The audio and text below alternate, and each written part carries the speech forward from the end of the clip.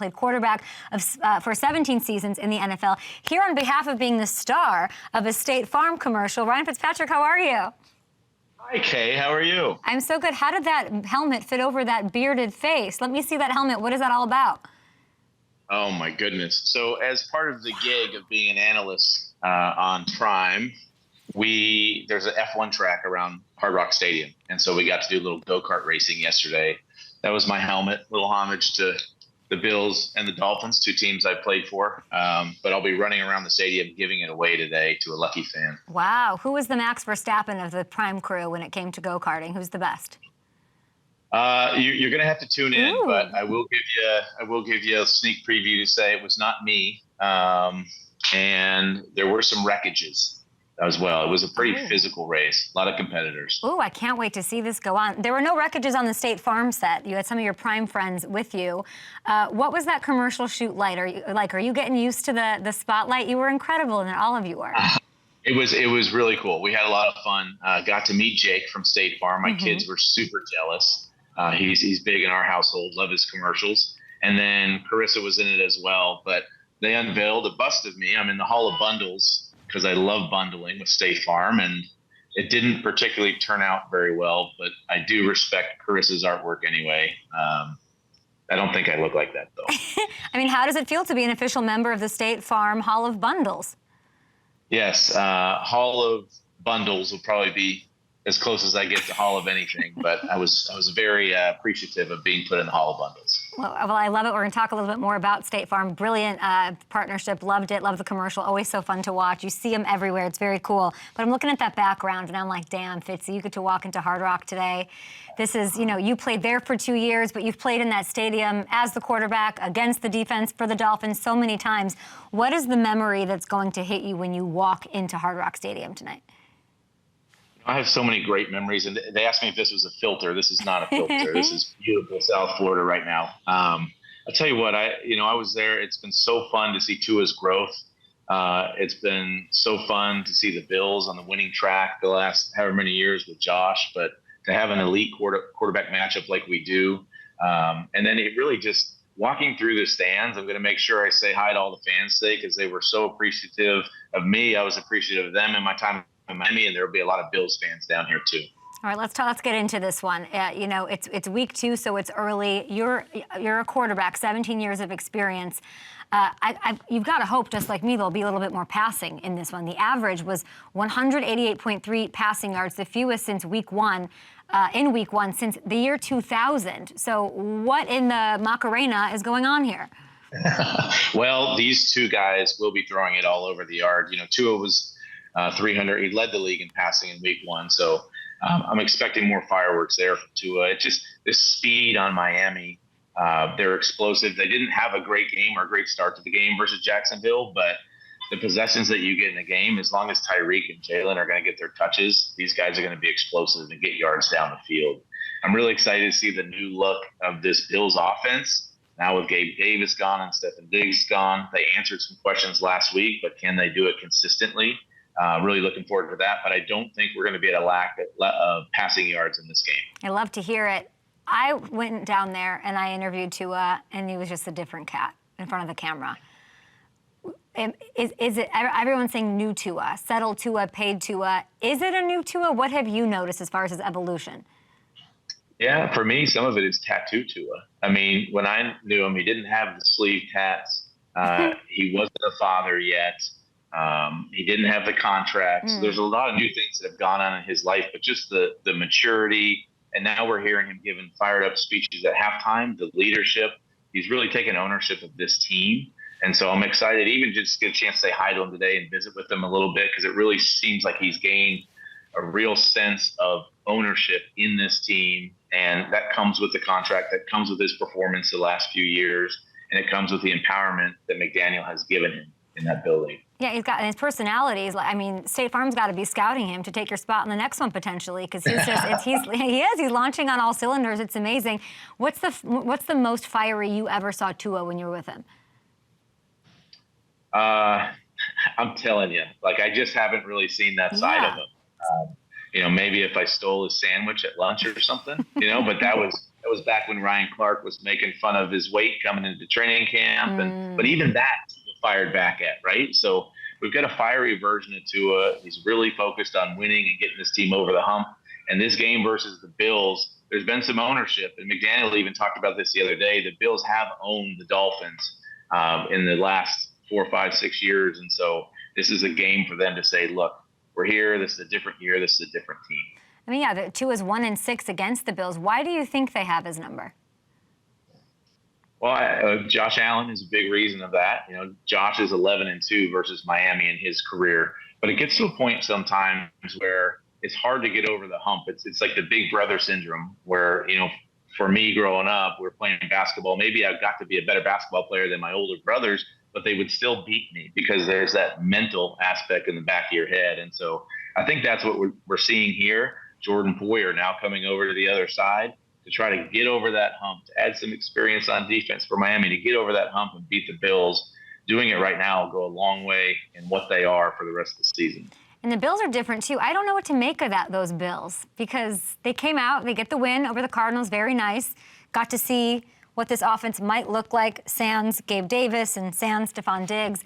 Kind of a weird debut until Josh started running. Brady's like, all right, run. And then the offense really started moving, at least how I saw it. How do you manage that? Is that what you saw? And how is that, you know, how do we make that sustainable going forward?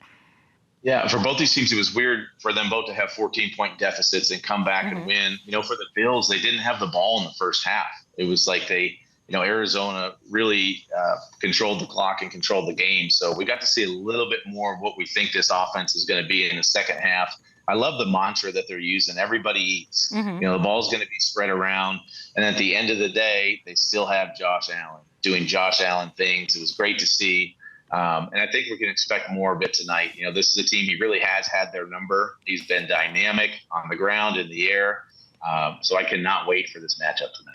Operating without a wide receiver one, not something that you're super used to. You did it in I think, you know, Kendall Wright wasn't a true number one. You made a great, you know, you had a great thing with him, but you've always had, you had the Brandon Marshalls. You've always, I feel like, had a wide receiver one. It's interesting that they're doing it without, and it looks like it might be successful. I'm curious, Jake from State Farm, what kind of a receiver would he be in Buffalo? You know what? Jake from State Farm, he probably wouldn't fit into the rotation. I would say I might put him at tailback, maybe more so. He's got a good short burst, good quickness, good vision. Obviously plays it safe, which is nice. But I'd probably have him in as a third down back. Got it. I mean, I don't think anyone lives, you live a great life. I live a fine life. No one lives a better life than Jake from State Farm. It's Patrick Mahomes, it's Aaron Rodgers, it's Ryan Fitzpatrick. He's the nicest, sweetest man. He's the best. And it's the NBA guys, it's the NFL guys. And he just kind of goes around. And I mean, he's a legend in my household. So it's like all the kids know him. Jake from State Farm.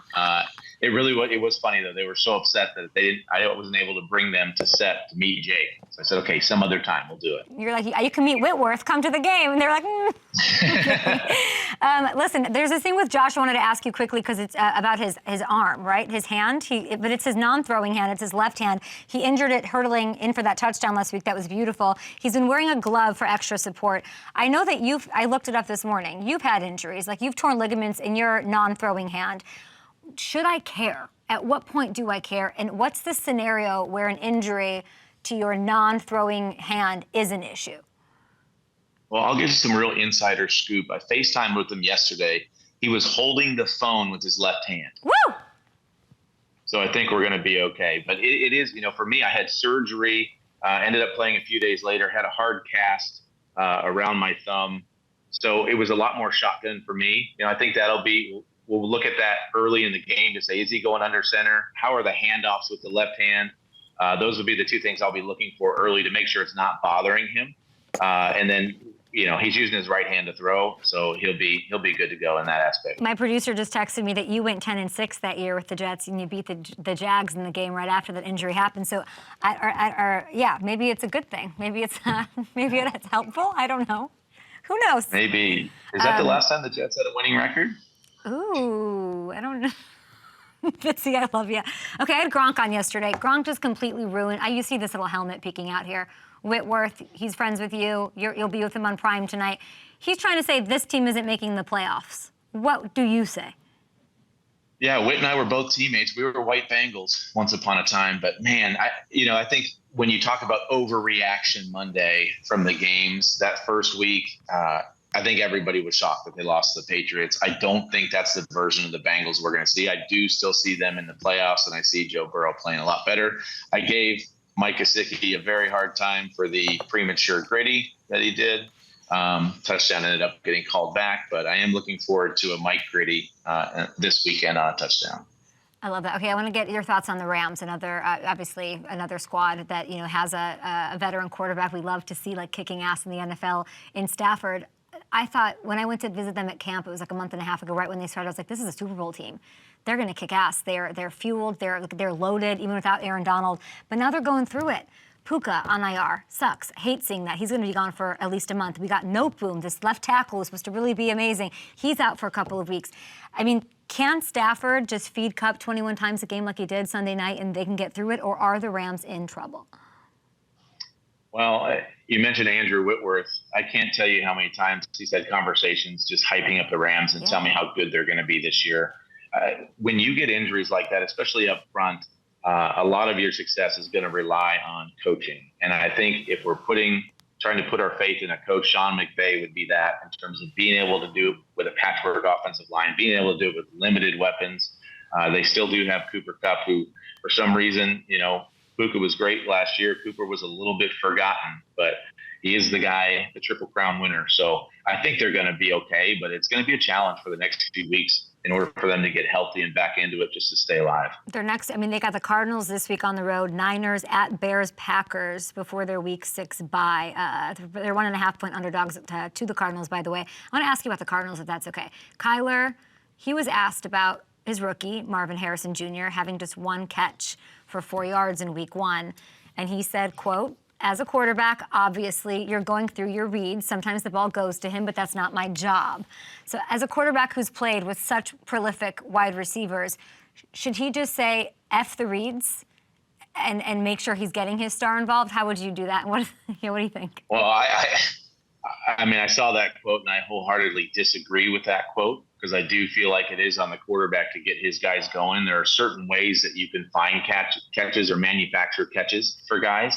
But I think it's really important for a guy of that talent. And look, he's new. It was his first game ever, so he's still getting into the way the NFL works. But he's got to find ways to get Marvin the ball. Yes, the play caller, that's on him a little bit too. But when it's 1-1 and you have decisions of who you're going to throw to be able to feature Harrison Jr. a little bit more, that's on the quarterback to do. So I disagree with the statement that he made, and I think we'll see a lot more Marvin Harrison Jr. this week. Can't wait to see that. That'll be a big game in the NFC West. You've got a big one in the AFC East. You're wearing the Amazon.com hat. We love it. You're celebrating your new collab with State Farm and Bundle Bust spot, which is awesome, with Carissa Thompson and Jake from State Farm, who's famous, which we love to see.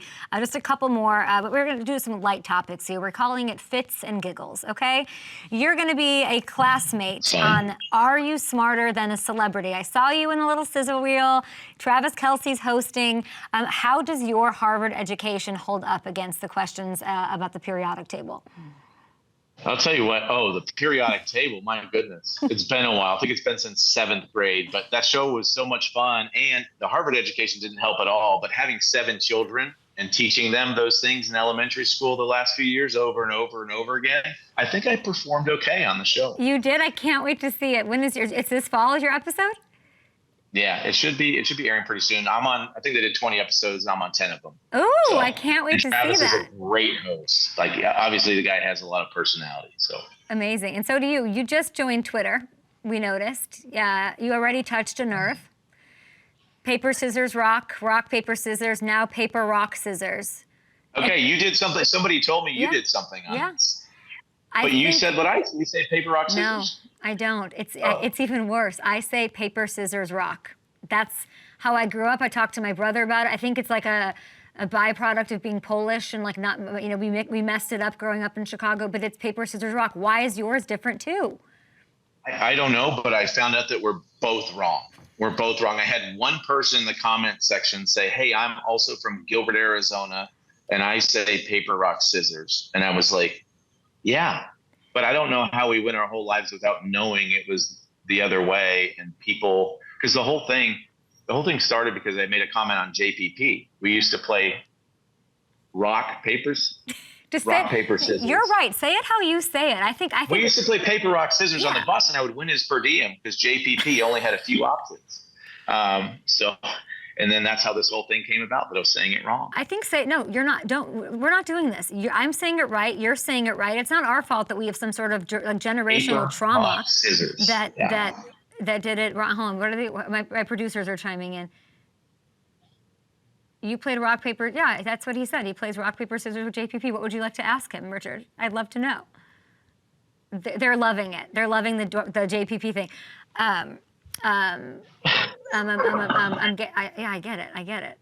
Okay, so there's that. I think just as long as you're not passing it on to your seven children. My sister has now taught them the right way, so they're not bullied like we've been on Twitter. Well, the other thing in my household that doesn't do well is I say crayon. My wife says crayon, and all my children say crayon. I say crayon. It's okay. Milk or milk? With an E, milk. Milk. I think everybody wants to be like Ryan Fitzpatrick, so whatever you say is what I'm going to say. Last one for you. You posted this photo of your dinner with Andrew Whitworth. Surprise Jeff Saturday in the background. What do we need to know about this? This is a pretty good photo. Is it Jeff Saturday? Is it not? I don't know. No, it's not. But we thought it was for a second. No. Well, that's a dud. God damn it. Thank you. This is why I'm not in State Farm commercials with you and Jake and Carissa. Excited about tonight. Enjoy it. Go dap up the fans. Live your best life. And yeah, we're excited about, of course, all the State Farm bundly things. And congrats on the awesome partnership. Thank you, Kay.